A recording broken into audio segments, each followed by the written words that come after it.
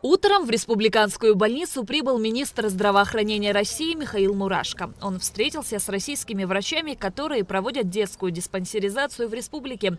На сегодняшний день осмотрено 21 739 детей. Больше половины из них поставлены на диспансерный учет. В среднем бригада рассматривает от 140 до 160 детей в день. В Абхазии работают 45 врачей из Российской Федерации и больше 60 специалистов среднего и лабораторного звена из республики. 26 тысячам детей выставлены диагнозы и 11 тысячам выставлены первые диагнозы. То есть каждый практически 40%? 40% впервые выставленных диагнозов. Также в рамках вашего поручения провели осмотры маломобильным группам детей. Выявили диагнозы. Это были дети с детскими церебральными параличами, тяжелыми неврологическими патологиями. Кто-то из них требует хирургического лечения? Хирургического лечения нет. Там требуется в основном реабилитация. Детям даны рекомендации необходимые. Планово решаем вопрос. По итогам диспансеризации 5 детей направили на госпитализацию в федеральные медицинские центры. Еще 10 получили направление на стационарное лечение, а остальные пациенты находятся под наблюдением и готовятся к дальнейшей госпитализации. Наиболее часто встречающиеся патологии – болезни опорно-двигательного аппарата, костно-мышечной системы, эндокринологические патологии, органа зрения, а также неврология и болезнь органов дыхания. Телемедицинские консультации используете? Телемедицинские консультации используем повсеместно. На сегодняшний день рекомендовано 32 детям телемедицинские консультации. 14 детям в рамках профосмотров проведены телемедицинские консультации. 7 детям госпитализация в федеральный центр не показана. Остальные госпитализируются и ждут своей очереди. К каждому ребенку относится как к своему. Мы в плотном контакте с коллегами, ежедневно получаем всю необходимую информацию. Все детишки осматриваются. Дальше второй этап диспансеризации, телемедицинских консультаций, вызовы в профильные федеральные клиники, обратная связь. Все прекрасно работают. Спасибо вам огромное. Спасибо Российской Федерации. Михаил Мурашко отметил, что необходимо сделать общие рекомендации для системы здравоохранения и в том числе для образовательной сферы, чтобы в процессе обучения школьников были приняты рекомендации по физическим нагрузкам и режиму. Михаил Мурашко также знакомился с ходом строительства корпуса для установки ангиографа, который возводится на территории республиканской больницы. Работы ведутся в строгом соответствии с техническим заданием, выданным Министерством здравоохранения. 15 июня у нас будет уже данный объект, все оборудование необходимое заказано, заказаны рентгенозащитные плиты, окна, все в соответствии со СНИПами, и срок все будет выполнен. Но и важный элемент все-таки энергообеспечение, потому что энергообеспечение объекта нам сейчас дают техническое задание в соответствии с требованиями под оборудование, и соответствующие объемы электроэнергии будут поставлены сюда. Давайте вы мне до 15 мая Эдуард Валерьянович мне доложил, что все вопросы технические по электроснабжению они урегулированы. Ну, технически это все на неделе будет урегулировано. До 15 числа я хочу видеть точно, что у вас по материалам, по точкам подключения, по мощностям всего вам достаточно, чтобы мне прям письменно это написать. Затем Михаил Мурашко ознакомился с ходом строительства республиканской детской больницы. Начальник УКС Демир Гамисони сообщил, что объект планируют сдать в 2026 году. Когда мы были в прошлый раз, Михаил Альбертович был на этаж ниже, весь пласт работ. Сейчас уже, видите, поднимается каркас большой. Проблем никаких технических у нас нет. Проект у нас согласован. Все ведется в соответствии с проектом, прошедшим российскую экспертизу. На сегодняшний день получен аванс в размере 191 миллиона рублей. В принципе, работы ведутся качественно и в срок. А здесь с электроснабжением откуда будет? Здесь с электроснабжением строится отдельная линия на детскую больницу и, соответственно, устанавливается трансформаторная подстанция первого типа с бесперебойным источником питания, с дизелем-генератором. А водоснабжение? Водоснабжение у нас централизованное, оно беспроблемное, тоже постоянно.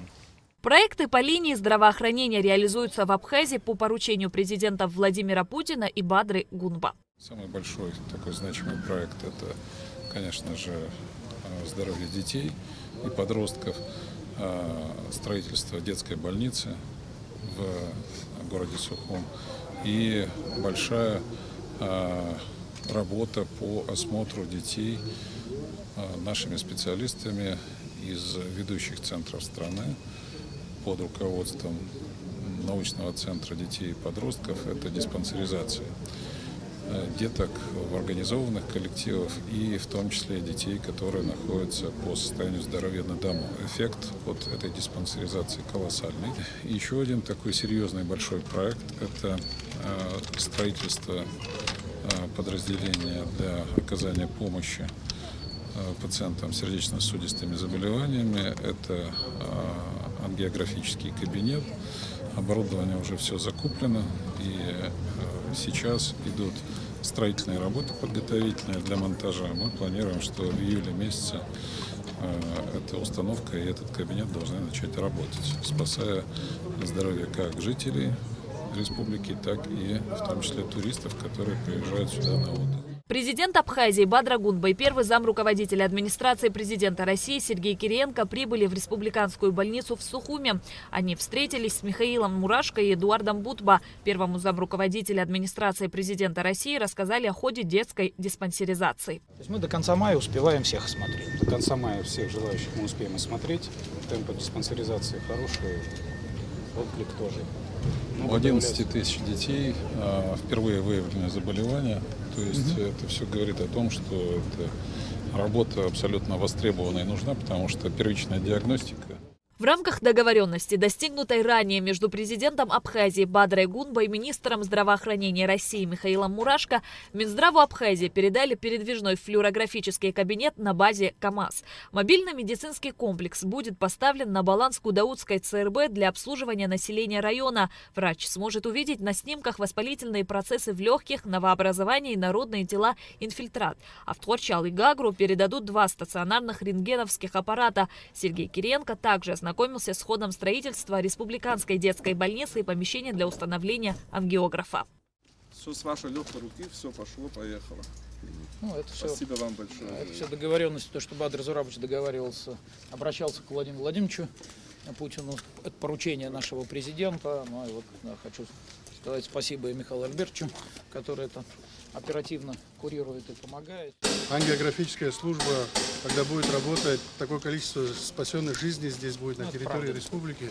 Мы хотим развиваться, мы хотим усиливать здравоохранение, поэтому и вот такие мощности закладываем. Когда заканчиваете? Я в середине июня, да, потому что потом приедет оборудование, ввод в эксплуатацию, и июль месяц, ну, такие сроки. То есть в июле должны ввести в срок ангиографы и начинать. Какое количество пациентов сейчас нуждается, вот, ожидает? У нас в год выезжает 750 человек на проблемы вот, именно кардиологического плана. Это и есть инфаркты, есть сложные случаи. Поэтому мы плотно взаимодействуем с Минздравом Российской Федерации. У нас сложные пациенты, все это федеральные клиники, это Чазовский центр, Бакулевский центр, Первая краевая, это Центр грудной хирургии, Краснодар. Мы со всеми взаимодействуем. И вот академик Бойцов, главный штатный кардиолог, приезжал, и мы все это смотрели. Мы в полном взаимодействии. Вот с Михаилом Альбертовичем бывает иногда через день на связи. Поэтому взаимодействуем. Российские врачи помогут абхазским коллегам после открытия кабинета с ангиографом. На первом этапе подстраховывать будут российские коллеги, в том числе соотечественники. Еще 2 человек из Абхазии направят для подготовки в федеральные клиники России. Бадра Гунбай и Сергей Кириенко посетили телемедицинский центр при республиканской больнице в Сухуме. С начала открытия там провели 78 консультаций по 35 пациентам. Центр медицины катастроф – это у нас такой ситуационный центр. Это, по сути дела, хаб. И он дальше подключает. Выходит на связь с Центром медицины катастроф, он вытаскивает того, кто нужен. Да, они в том числе, если нужно, подключаются с эвакуацией. И, соответственно, по какому профилю нужно, того и подключают. Причем здесь чем удобно, это вот самая сетка, она при необходимости, если нужно из разных центров подключить, положим, нужен ортопед, травматолог, где-то нужен гастроэнтеролог или нейрохирург, то, соответственно, они оказываются на связи все вместе. Центр телемедицинских консультаций открылся при республиканской больнице 20 февраля. Шазина Ханагу, Айнал Гвинджи, Абхазское телевидение.